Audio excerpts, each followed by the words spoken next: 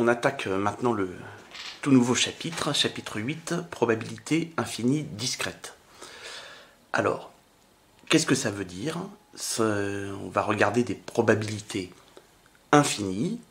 Je vais tout de suite vous donner un exemple. Mais discrète, ça veut dire que l'ensemble des valeurs possibles prises par ma variable aléatoire, ça va être, par exemple, grand N étoile, c'est-à-dire un nombre infini de valeurs possibles, mais des valeurs bien séparées les unes des autres. Ça peut être 1, 2, 3, etc. Alors, je vais tout de suite vous donner un exemple. Si on lance un dé à 6 faces et que on veut avoir le rang pour lequel, pour la première fois, on a un 6, eh bien, c'est une variable aléatoire, grand X. Alors, je vous l'écris tout de suite, mais on verra plus tard que ça va suivre une loi géométrique de paramètres 1/6, c'est une loi usuelle, on verra plus tard. Pour l'instant, autant savoir que x de oméga, c'est n étoiles. Alors ça peut se comprendre. Je lance le dé, je peux avoir 6 tout de suite, auquel cas x vaut 1. Je peux avoir le 6 pour la première fois au deuxième rang, ou au troisième, ou au quatrième, auquel cas x vaut 2, vaut 3, vaut 4. Et x peut prendre un nombre aussi grand qu'on veut de valeur. X peut bien valoir 1 million, c'est au millionième lancé que pour la première fois on a un 6, et ça peut aller aussi loin qu'on veut, donc ça peut prendre toutes les valeurs de n étoiles. Et une chose qu'on apprendra plus tard, c'est que pour tout cas appartenant à n étoiles, P de x égale k, c'est 1/6 fois 5/6 puissance k-1. Voilà, donc ça va être la loi de grand X. Donc on reconnaît le genre de loi qu'on a pu voir sur les probas finis, x de oméga, et pour tout cas dans x de oméga, la valeur de la proba correspondante, sauf que la x de oméga, il peut être infini. Donc, je vais tout de suite faire une introduction au cours. Je vais insister sur les éléments qui seront les plus importants pour aller un petit peu vite. Et je reviendrai en détail dans une autre vidéo sur ce début. Parce que le détail de ce début, les définitions exactes, ne sont utiles exclusivement que pour les sujets les plus compliqués, HEC et SEC. Et donc ce sera une vidéo en plus qui ne sera pas forcément destinée à tout le monde. Alors, je vais d'abord vous parler du début. Et l'important, c'est qu'on va être dans le cadre suivant. Un certain nombre de sujets commencent par soit oméga A ronde P, un espace probabilisé.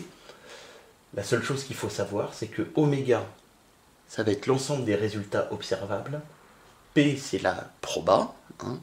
Et A ronde, ça va être l'ensemble des événements dont on va pouvoir calculer la probabilité. C'est-à-dire que si on veut calculer la probabilité d'un événement quelconque, on prendra un grand A dans A ronde et on calculera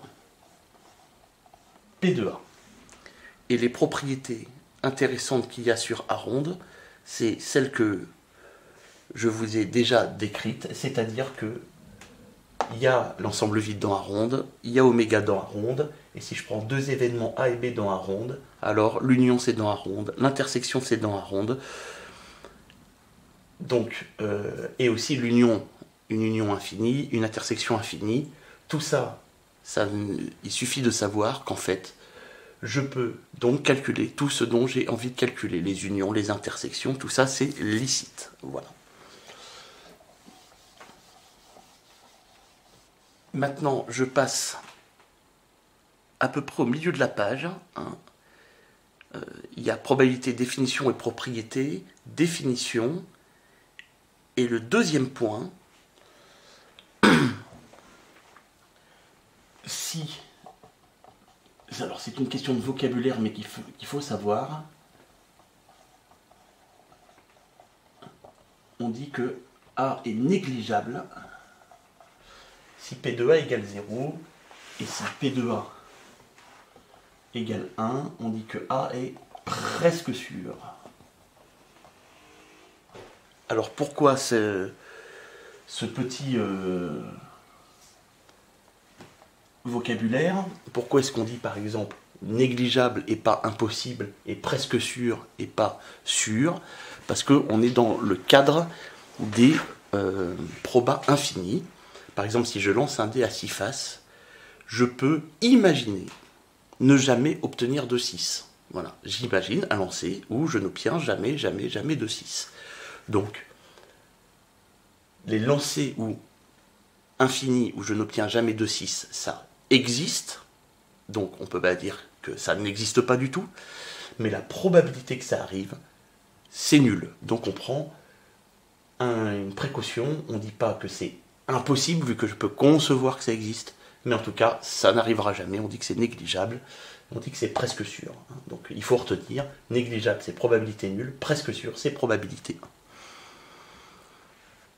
1. Je zappe toute la suite, parce que, encore une fois, ça fera l'objet d'une deuxième vidéo à part. À part que j'ai à nouveau et exactement de la même façon, donc je n'y reviens pas, la formule des probables composés, et je passe en haut de la page 2, la formule des probas totales et la formule de Bayes. On verra que du coup, la formule des probas totales peut, ça sera beaucoup plus clair sur des exemples qu'on les utilisera, peut se concevoir avec une somme infinie, et on peut avoir une somme infinie qui apparaît, et c'est-à-dire eh bien, des séries. Donc encore une fois, je zappe toute la suite. Peut-être, donc, la suite, dans calcul de probabilité, il y a probabilité d'une intersection infinie d'événements et probabilité d'une union infinie d'événements. Il y a un certain nombre de cas différents. Là aussi, j'y reviendrai dans l'autre vidéo. Peut-être que la seule formule qu'il faut savoir, c'est donc le premier cas du 1, 3, 2 qui se situe à peu près au milieu de la page 3. Je vérifie que c'est bien la page 3, oui c'est ça. Qui est que P de l'union pour n allant de 1 à l'infini de AN égale à la somme pour n allant de 1 à l'infini des P de AN si les AN sont disjoints. Voilà. Donc ça, c'est une chose qu'on va rencontrer, même dans des sujets un petit peu moins compliqués, souvent avec des VAR, ouais, où tout simplement, on va parfois vous donner une loi, donc on va donner x de oméga égale, et p de x égale k égale, et on va vous demander, est-ce que x est bien une var? Ouais. Et pour que x soit bien une var, il faut que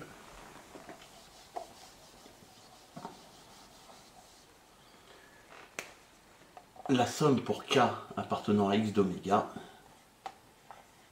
de p de x égale k soit égale à 1. C'est une autre façon de dire, ça vient de là, que j'ai bien considéré toutes les possibilités avec mon grand X. Oui, voilà. Je n'insiste pas davantage.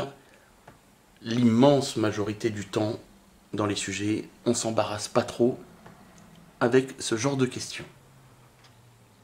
Et je passe directement en haut de la page 4. Et je vous en parle dès que j'ai retrouvé ma page. Donc, une variable aléatoire, c'est ce que je vous ai dit. Alors, je vous rappelle le contexte. J'ai une épreuve aléatoire. Par exemple, je lance un dé à 6 faces et je regarde le rang pour lequel, pour la première fois, j'obtiens un 6. Ouais. Et donc x, c'est le rang de premier 6. J'ai un x d'oméga et j'ai p de x égale k. Et avec tout ça, j'ai ma variable aléatoire. Donc je redis la petite différence avec ce qu'on a déjà vu. C'est que x d'oméga, maintenant, il peut être infini.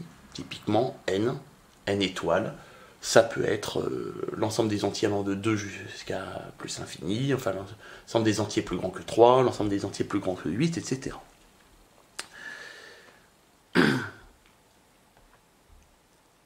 Donc, comme dans le cas fini, quand je demande la loi, c'est la donnée de x de oméga et de p de x égale k, pour tout cas appartenant à x d'oméga. Donc, pour le rang de premier 6, je vous l'ai déjà dit. Pour l'instant, albêtez-le. Voici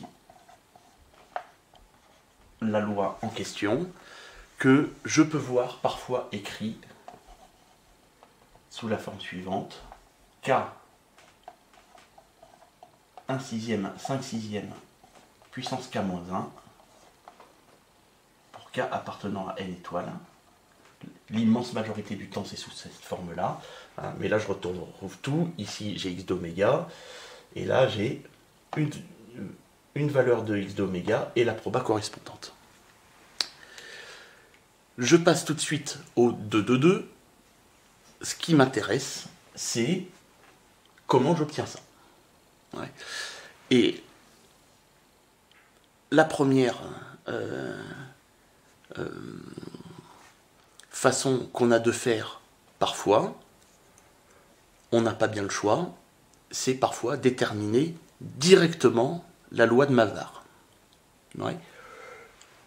Donc, c'est parti pour le 2 de 2. Alors, c'est juste un exemple. Vous remarquez qu'il n'y a pas d'exemple 2, parce que c'est souvent un peu long, un peu compliqué, et donc, en règle générale, on vous guide, il y a des questions intermédiaires, etc. Donc,